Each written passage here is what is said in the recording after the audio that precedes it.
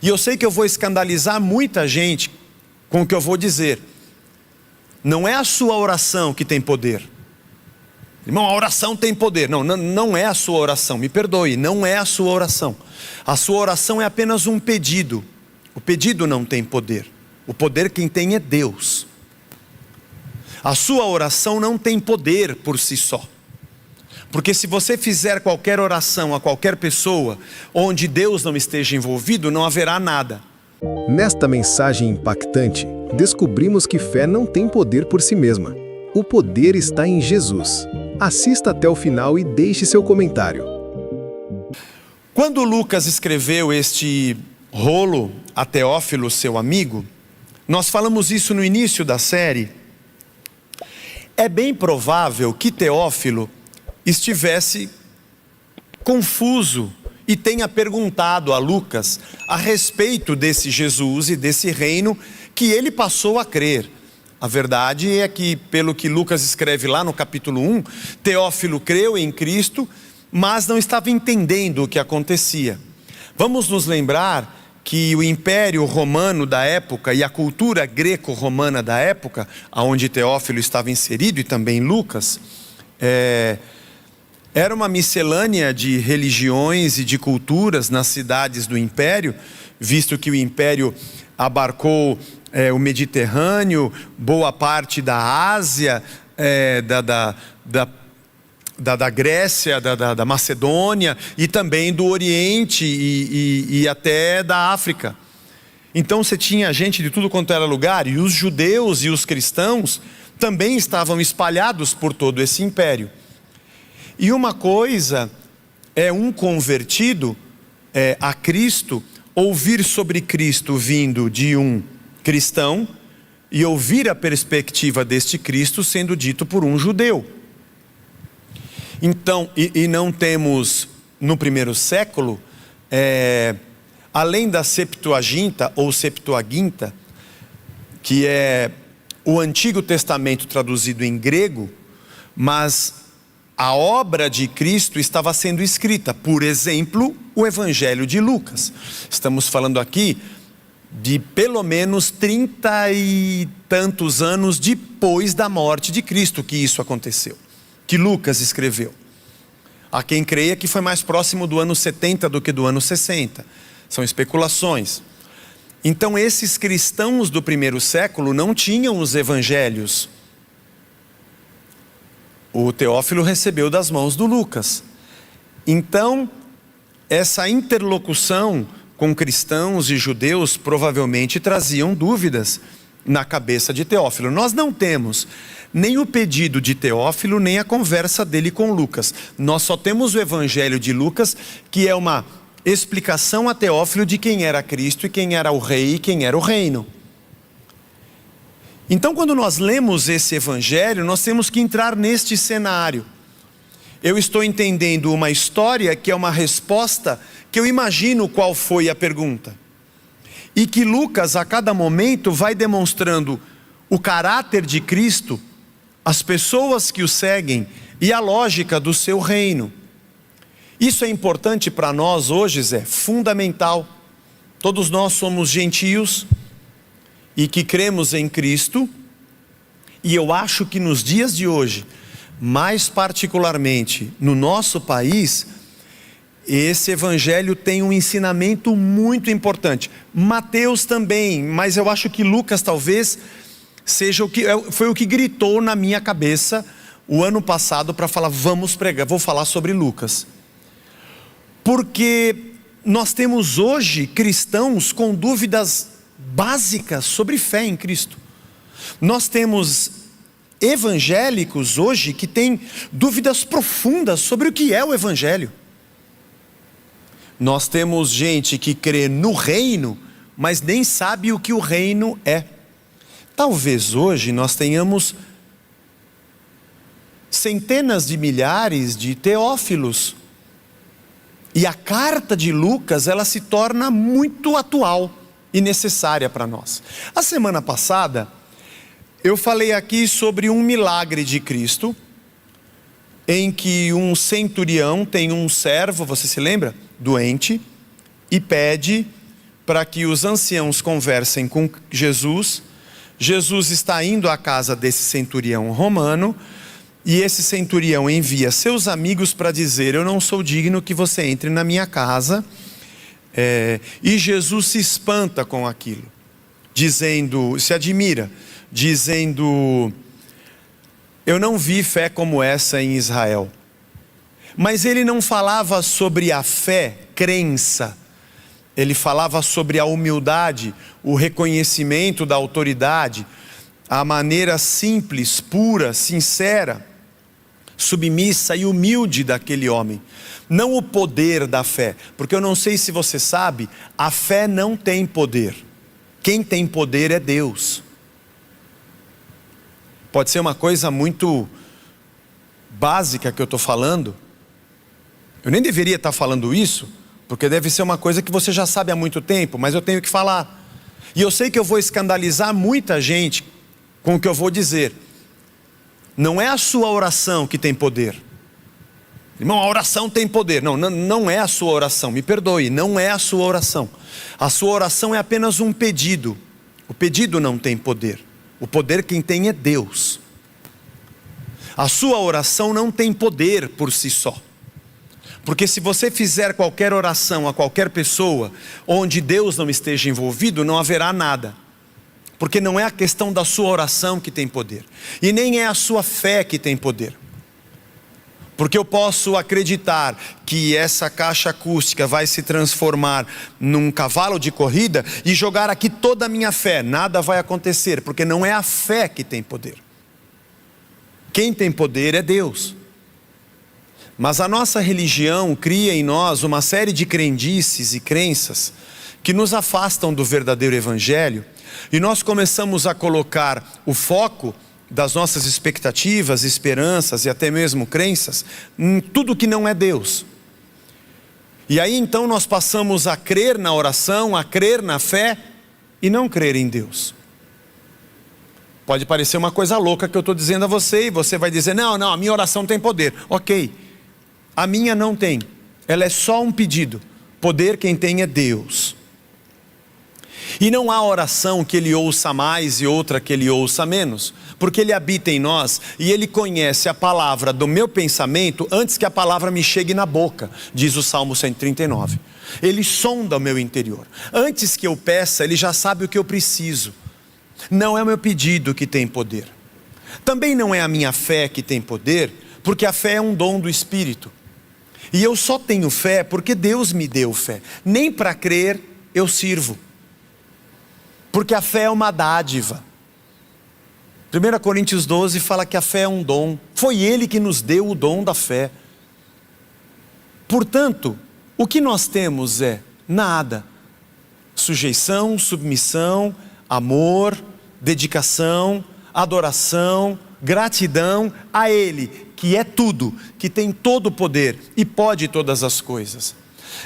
Eu sei que você, semana passada, quando eu preguei sobre o centurião, deve ter dito: não, Jesus não ficou admirado pelo jeito que ele creu, ficou admirado pela fé que ele tinha. Então vamos ler o trecho de hoje, que eu acho que ele vai elucidar um pouco mais. São muitos capítulos do Evangelho de Lucas, não dá para a gente pregar tudo num domingo só, mas ele escreveu isso aqui, e Teófilo deve ter lido isso aqui em questão de 1 hora, você lê o Evangelho todo. Lucas 7, 11. Pouco depois, Jesus foi para uma cidade chamada Naim, e os seus discípulos e numerosa multidão ia com ele. Obviamente, Jesus fez milagre. Quando eles viram o que aconteceu na casa do centurião, Jesus sai andando, vai uma multidão atrás dele. Ao aproximar-se do portão da cidade, eis que saía o enterro do filho único de uma viúva, e grande multidão da cidade ia com ela. Duas multidões se encontraram. A multidão que estava com Cristo, Jesus fazendo sinais, se encontra com uma outra multidão. Uma multidão porque essa mulher deveria ser muito querida na cidade de Naim. Ela era viúva, ou seja, já tinha perdido o seu marido, e agora enterrava o seu filho único, ou seja, ela tinha perdido tudo. Ao vê-la, o Senhor se compadeceu dela e lhe disse: não chore. E chegando-se, tocou no caixão. Não havia caixão, essa é uma tradução Nova Almeida atualizada. Trocou o esquife, diz a outra tradução. Tocou no menino que estava sobre uma tábua onde eles carregavam. E pararam.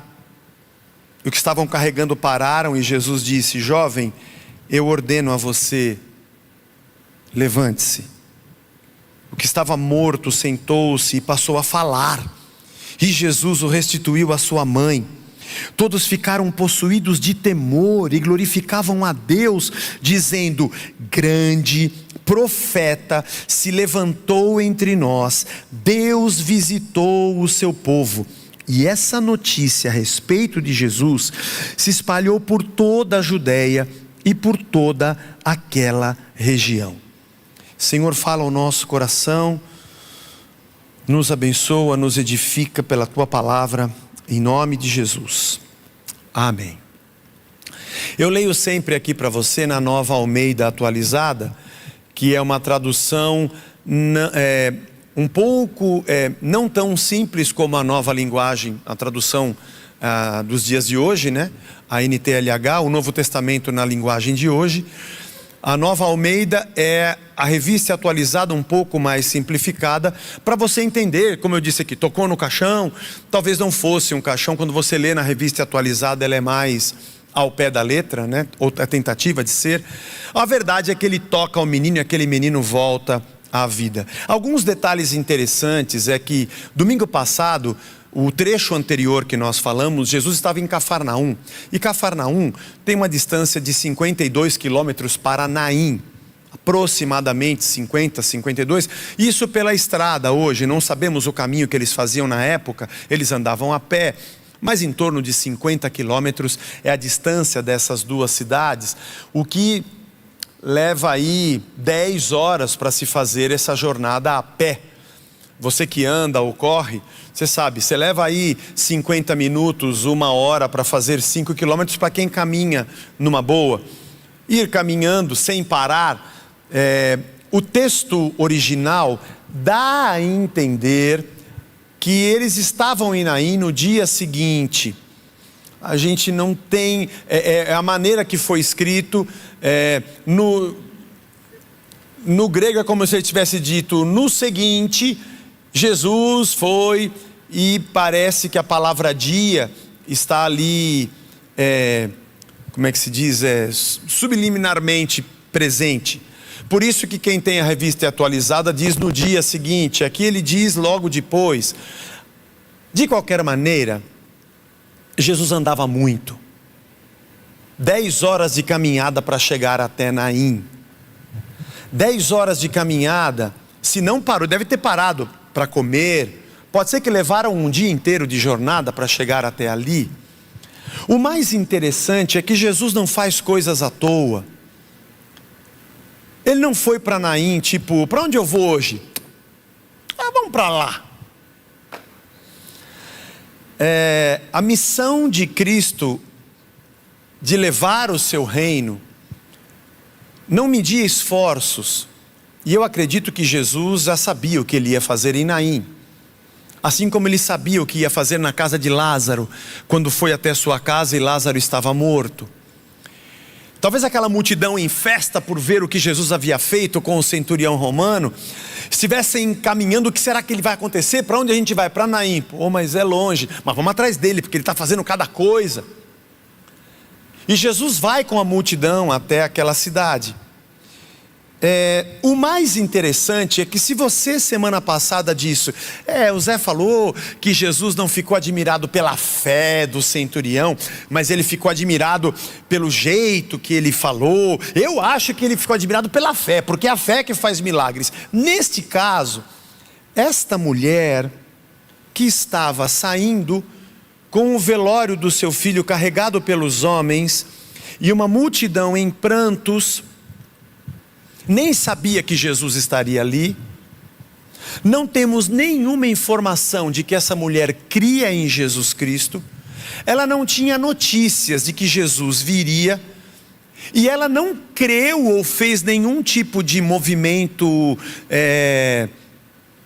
de qualquer ritual, nenhuma frase, nenhuma oração, para que tirasse Jesus de 50 quilômetros de distância e viesse ressuscitar o seu filho. E Jesus, quando chega e toca naquele menino, os homens que vêm carregando param, e todos estão chorando. E eu acredito que a mulher não estivesse nem olhando, porque Jesus chega nela e fala: não chore. E diz ao menino: levanta. Quem foi que nos disse que Deus precisa da nossa fé para fazer um milagre? Se você não concordou comigo semana passada, espero que você concorde agora. Não comigo, com o Evangelho, com Lucas. Lucas está dizendo: Teófilo, aquilo que aconteceu semana passada, olha o que aconteceu no dia seguinte, ou pelo menos no dia subsequente. Ele simplesmente se compadece. Ele se compadece daquela cena de uma mulher viúva que perdeu o seu marido e agora perde o seu filho. Qual o nível de desnorteamento desta pessoa? Naquela época, desde o Antigo Testamento, da tradição da lei de Moisés e dos profetas, havia um grupo de 4 vulneráveis, assim nós chamamos, que o Antigo Testamento já chamava a atenção, e que todo o povo de Deus, o Israel e o Judá de Deus, deveriam observar: cuidar dos órfãos, cuidar dos pobres, dos estrangeiros e das viúvas. Tiago diz que a verdadeira religião é cuidar dos órfãos e das viúvas. Isso tinha um papel, tinha um lugar central na espiritualidade do Antigo Testamento do povo judaico, do povo judeu. A viúva, a mulher não tinha nenhum valor na sociedade. E a sua única segurança era ser de um homem. Era ser de alguém. É interessante quando você lê a história de Ruth, que era uma moabita casada com os filhos de Noemi. Quando morre o marido de Noemi e os seus filhos, elas ficam viúvas, e Noemi diz para Ruth e a sua outra nora: vocês podem ir embora, nossa vida acabou. A mulher era completamente abandonada. Por isso que a crença e a fé dizia: vocês têm que acolher as viúvas, porque elas não têm ninguém. Então ela não tinha o seu marido, não tinha o seu filho único, era alguém completamente perdida. Se não houvesse o acolhimento de alguém, essa mulher não teria futuro. Uma coisa interessante também perceber, que quando Jesus ressuscita este menino, o povo olha e fala: um grande profeta se levantou em Israel. Por que será que eles disseram isso? Um novo grande profeta se levantou. E essa notícia espalhou muito. Porque dentro da mente dessas pessoas que criam em Cristo e que esperavam o Messias, havia no imaginário deles os grandes profetas que em momentos de crise fizeram sinais. E Elias e Eliseu são 2 grandes profetas que, apesar de não terem um livro, não deixaram nada escrito, pelo menos que nós consigamos ter acesso. Se fizeram, se perdeu pela história.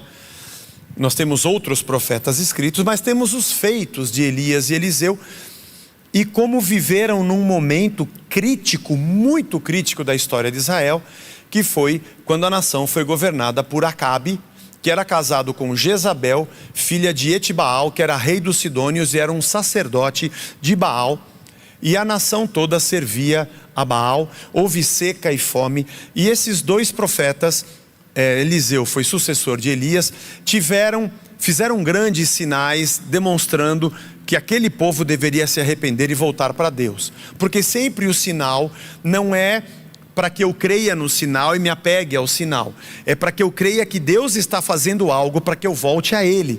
Porque a minha fé está em Deus e não nos seus sinais. Mas enfim, Elias, eu não vou ler aqui, mas em 1 Reis 17, você pode ler depois, vai para a casa de uma viúva na cidade de Sarepta, e o filho desta viúva adoece e morre, e Elias ora por este menino, e esse menino volta à vida. E esse é um sinal guardado na mente do povo de Deus. O seu sucessor Eliseu, quando passava pela cidade de Sunem, uma mulher sunamita com o seu esposo fizeram um quarto para que ele sempre que passasse pela cidade dormisse ali. E a mulher era estéril e Eliseu profetiza que ela vai ter um filho. E de verdade isso acontece. Só que passados alguns anos esse menino adoece e morre. E a mulher vai até Eliseu. E Eliseu vai correndo à sua casa. E também da mesma forma como Elias, ele clama por aquele menino e aquele menino ressuscita. Então o sinal de um grande profeta, que trouxe a ressurreição de um morto, era muito viva na ideia, no imaginário do povo judeu, pelo fato de que Elias e Eliseu fizeram isso. É interessante quando, lendo os evangelhos, as pessoas têm dúvida se Jesus era o Elias que deveria de vir, ou se João Batista, porque essa era a profecia de Malaquias, que, entre aspas, um outro profeta na unção de Elias apareceria, e aí Jesus diz que João Batista era esse sinal, e quando eles veem Jesus ressuscitando esse menino, dizem, é ele, um outro profeta, aquilo que Malaquias disse está acontecendo agora. Está chegando alguém no mesmo poder dos dias de Elias e Eliseu. E na cabeça de um povo que era subjugado pelos romanos, imaginavam o que fez Elias para libertar o povo das mãos de Acabe e Jezabel. Imagina se chegou um novo agora. É o que nós imaginamos ao ver tudo isso. Um grande sinal, uma grande cura, um grande poder, mais uma vez. Mas eu preciso de chamar a você a atenção dos detalhes dessa história que Lucas está contando para Teófilo. Não dependeu da fé desta mulher. Não houve oração dela. Não foi um ato que partiu do crente. Jesus andou 50 quilômetros pela sua misericórdia, pela sua compaixão, pelo seu amor.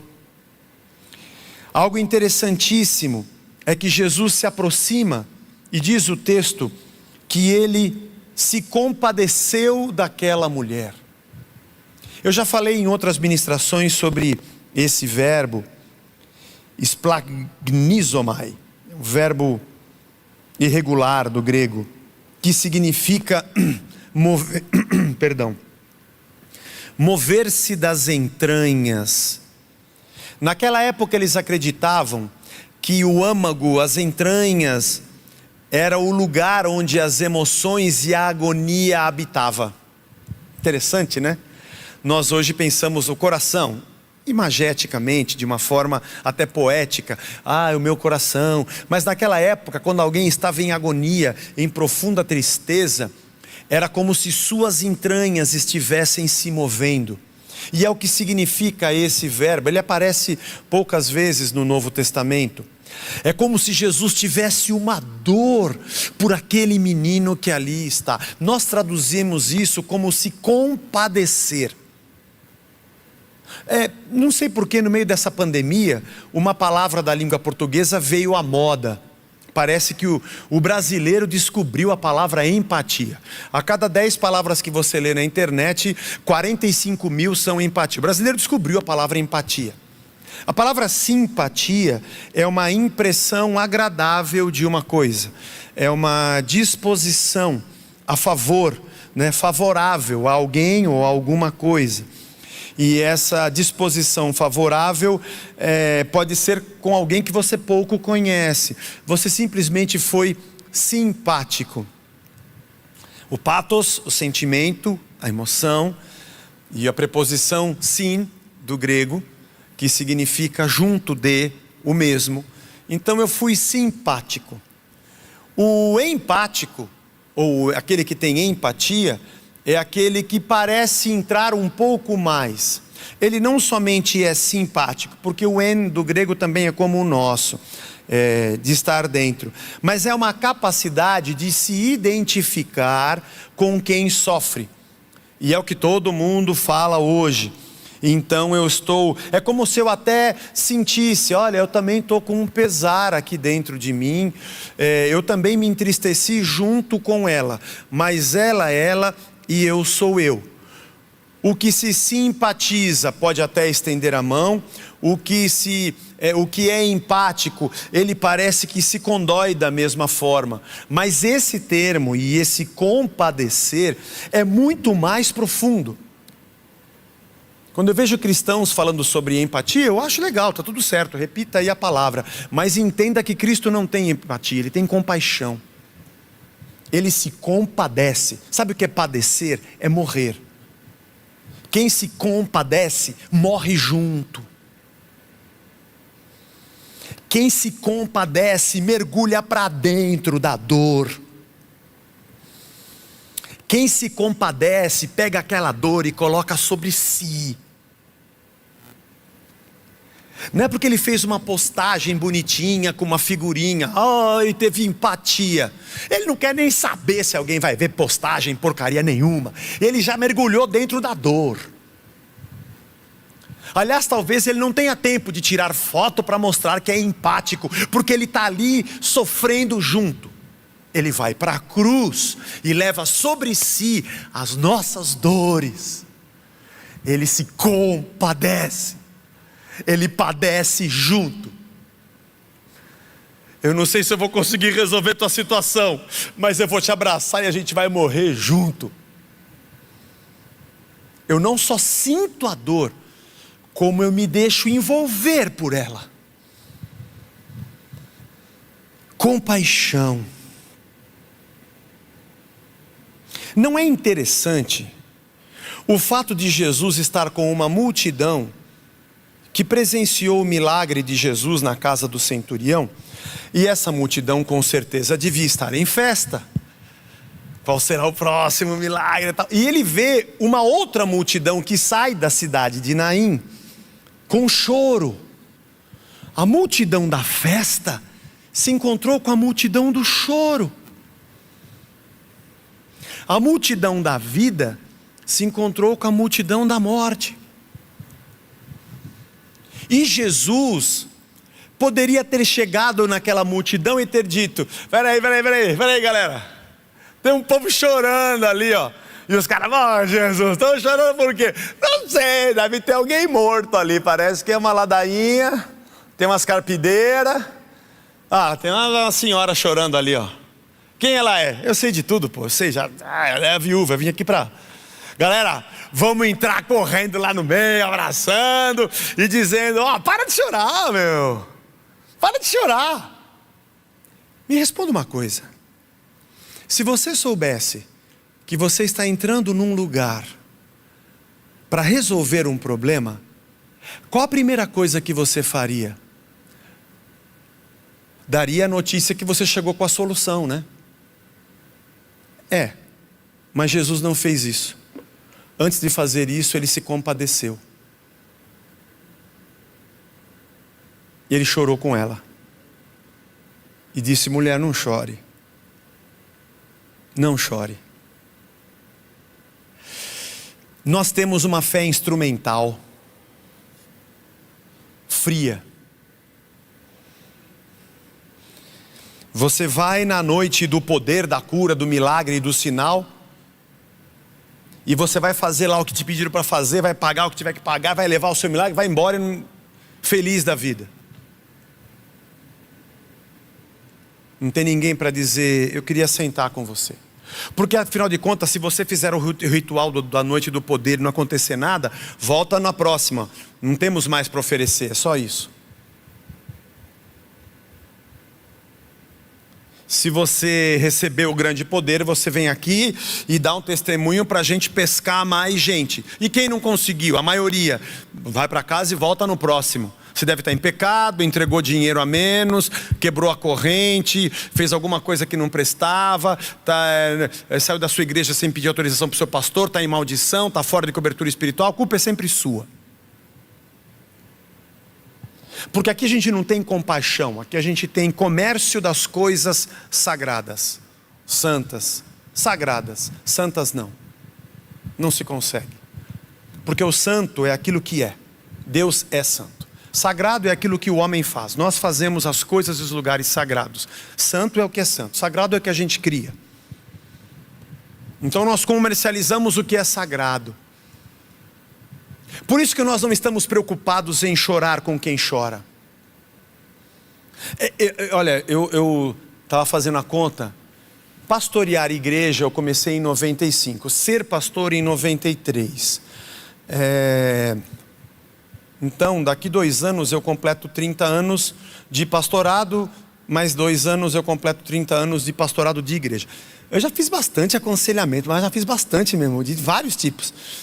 De casal, de família, individual, mas geralmente é assim. A pessoa vem e fala assim, eu trouxe meu filho, você pode fazer alguma coisa com ele? Faz uma oração, faz uma reza, resolve o problema dele. Faz alguma coisa aí, um negócio que e resolva.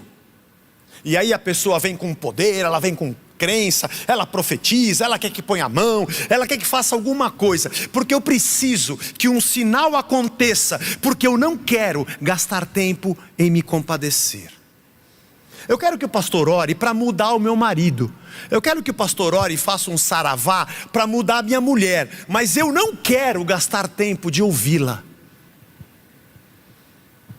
Eu não quero gastar tempo para me sentar e dizer qual é o problema. E dizer o que está acontecendo com você. E quando ela mostrar a dor, que talvez seja eu o causador, mergulhar dentro dela e falar, eu preciso sofrer com você. Não. Fé não é para isso. Fé é um dispositivo que eu tenho, uma varinha de condão, que vai plim, plim, plim, plim, plum, ti, plac, zum, não vai a lugar nenhum, e vai fazendo, vai batendo, e vai resolvendo, e só multidão em festa. E quando a pessoa chora, a gente diz, para de chorar, mas você é fraco, você não tem Espírito Santo, Deus não está com você, você não tem fé, você não acredita. Porque as nossas palavras são sempre um lixo. Porque a nossa fé nos põe num pedestal superior para tratarmos os outros como incrédulos. Deus que me livre dessa gente. Eu quero andar com Cristo.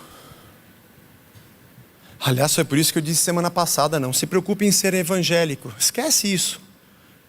Esqueça-os. Preocupe-se com o evangelho, com Cristo. O Ariovaldo falou uma coisa muito legal sobre esse texto. Não é o poder que cura, não é o poder de Deus que cura, que curou esse menino. Foi o choro de Jesus.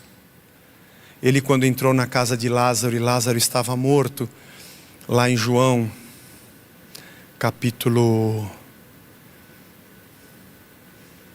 12, né? Acho que é. 11, acho que é 11 ou 12. Você vê lá.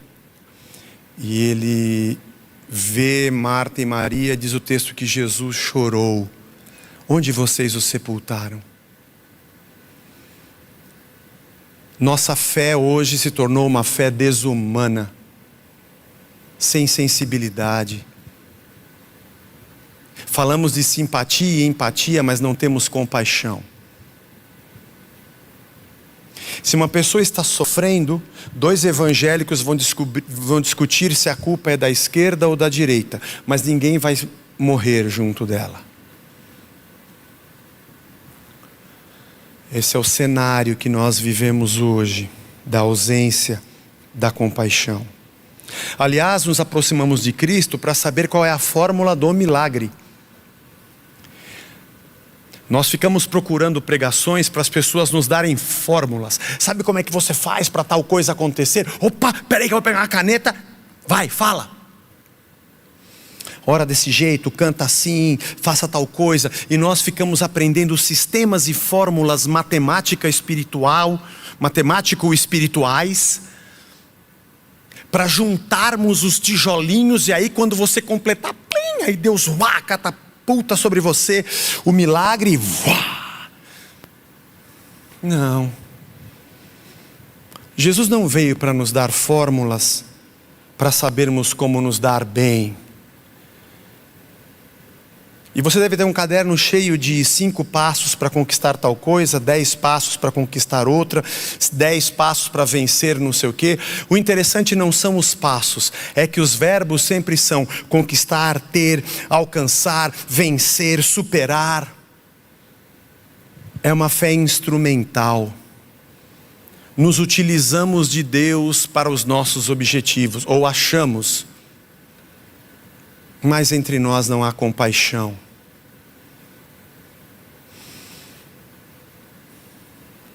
O que menos nos importa é quem sofre. Lucas está dizendo a Teófilo: você está entendendo como é que é esse rei? Que diz para aquela mulher: não chore. Ele não precisava ter se entristecido. Ele já sabia o que ele ia fazer. Ele poderia ter atropelado aquele sentimento de alguém que estava perdida. Mas ele preferiu antes conversar com ela, abraçá-la, dizer: não chore. Tocar naquele menino e dizer: levante-se. Restituir a sua mãe.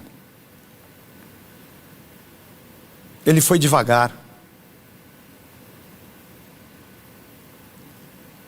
Eu já vi gente que quando você vai pedir um conselho, ele te atropela. E ele diz para você, não, então deixa eu falar para você, pera, você deve estar em pecado, deve ter não sei o que, você fez tal coisa, você orou de tal jeito. Ele quer uma justificativa, ele não quer te ouvir. Ninguém quer te ouvir. Um amigo meu, Sam, disse que tem um amigo que é pastor, não me lembro o nome, que falou assim: a igreja dele vai chamar a Igreja da Vitória. Aí quando alguém vier contar problema, fala: vai para outra igreja, que aqui é só quem tem vitória. Não vem contar problema aqui, que eu não quero saber de problema. Porque ninguém quer problema. Problema a gente expulsa. Problema a gente manda embora. Andar 50 quilômetros para chorar com alguém, só Jesus para fazer isso. Só Jesus para fazer isso.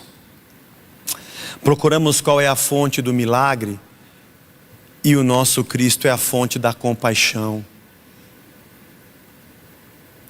É aquele que vai para a cruz e diz: não chore, não é mais para chorar. Ele sabe o que a gente perdeu, Ele sabe o que está faltando, Ele nos cura pelo seu choro. O que te admira nesse milagre? O que te causa espanto? Porque talvez 99% das vezes que você ouviu pregação sobre esse texto, o pregador falou sobre a cura e como você vai ser ressurreto, e o que fazer para receber a ressurreição. Eu vou dizer a você que trazer um morto à vida, para quem é Deus, não é nenhum espanto. Ele já tinha feito isso, já tinha curado a sogra de Pedro, o centurião que tinha o seu servo quase à morte. Bom, Deus trazer alguém à vida, bom, Ele é o dono da vida.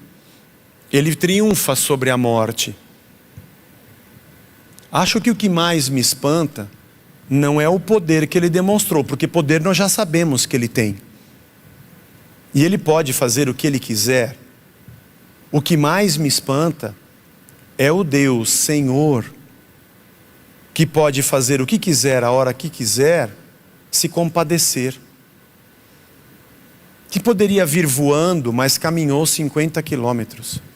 Que diz Filipenses 2, que não usou as suas prerrogativas de Deus, mas viveu em simplicidade como os homens. O que pode me espantar não é o poder que você tem. Você pode ser muito poderoso e ter muito dinheiro, muita gente tem. O que me espantaria seria a sua generosidade. Muitos estão nas igrejas procurando o que fazer espiritualmente para serem prósperos e abençoados. Bom, tem gente que não vai em igreja nenhuma e mora nos bairros e casas mais caras do Brasil. Mas isso não me espanta, o nosso país tem muita oportunidade de negócio. Não me espanta a pessoa ter muito dinheiro ou ter muita condição. O que me espanta hoje é ver pessoas que têm muito repartirem e dizerem: eu quero ser um instrumento de Deus. Isso me traz muita alegria. E eu falo: puxa vida. Jesus não se espantou quando o publicano Zaqueu o convidou para entrar na sua casa. E era uma casa rica. E ele ofereceu um banquete para Jesus. Não foi quando Zaqueu subiu na árvore que Jesus se espantou com ele. Pelo menos o texto não diz isso. Nem quando ele convidou para o jantar, e Jesus também não se espantou com a riqueza de Zaqueu e nem com o banquete que ele ofereceu. Mas quando Zaqueu se levantou e disse: eu errei. O que eu subtraí das pessoas e fui desonesto, eu vou devolver. E se eu prejudiquei alguém, eu vou dar 4 vezes mais. Aí Jesus disse: opa, agora entrou salvação nessa casa. Não é quando você subiu no sicômoro e nem quando eu entrei na sua casa que a coisa aconteceu. É quando você reconheceu e você generosamente se humilhou. Portanto, meu amigo Teófilo, o mestre é assim. E o povo que anda com ele é desse jeito. Gente simples, gente que ama, gente que mergulha dentro da dor.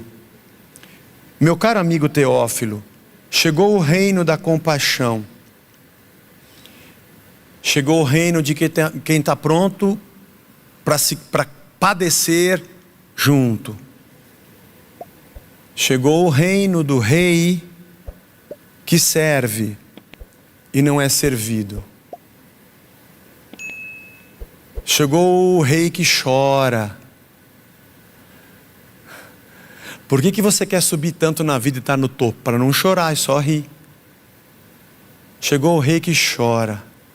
Chegou o rei que se compadece. Eu acho que aquela multidão que seguia a Jesus, porque via sinais, João capítulo 6 fala disso, após a multiplicação dos pães, e Jesus repreende a multidão, porque eles só seguem Jesus porque eles viam sinais, mas o nosso estudo não é sobre João. Talvez eles não entendessem. Acho que muita gente hoje não entende. E acha que o objetivo de andar com Jesus são os sinais. Sinais ele pode fazer a qualquer momento. Ele é Deus. O que mais me espanta é que Deus se fez mais humano do que os homens desumanos. E Ele ofereceu mais compaixão do que os homens cheios de paixões. Ele foi mais gente do que gente que vive como bestas, como animais. Aliás, seria um desrespeito aos animais. O que certos seres humanos fazem. O que mais deixa Teófilo talvez espantado é que esse rei é um rei de amor. Ele é o príncipe da paz. Que Deus nos abençoe. Que o Senhor nos dê, nesse domingo, uma visitação de misericórdia. Quanta coisa poderia já ter sido resolvida na sua vida, se você parasse. Antes de desejar um milagre estupendo, você abraçasse. Antes de querer que Deus transforme sua mulher, você a ouvisse. Antes de você querer que o Espírito Santo repreendesse o teu filho, você fosse amigo dele. E você tivesse a experiência do Filho de Deus, de dizer: mulher, não chore. E eu imagino que possa até ter acontecido de Jesus dizer para a multidão: shh, Chega, tem um velório aqui. Silêncio, respeito. Eu imagino que sim. Se depois houve uma grande festa, também imagino que sim. Ele é o Senhor da vida. Mas tudo tem seu lugar. Nós não somos o povo que busca sinais. Somos o povo da compaixão. Os sinais seguirão os que creem. Nós não precisamos correr atrás daquilo que já nos segue. Se esta mensagem falou ao seu coração, não guarde só para você. Compartilhe para abençoar outras pessoas. Fique com Deus e até a próxima.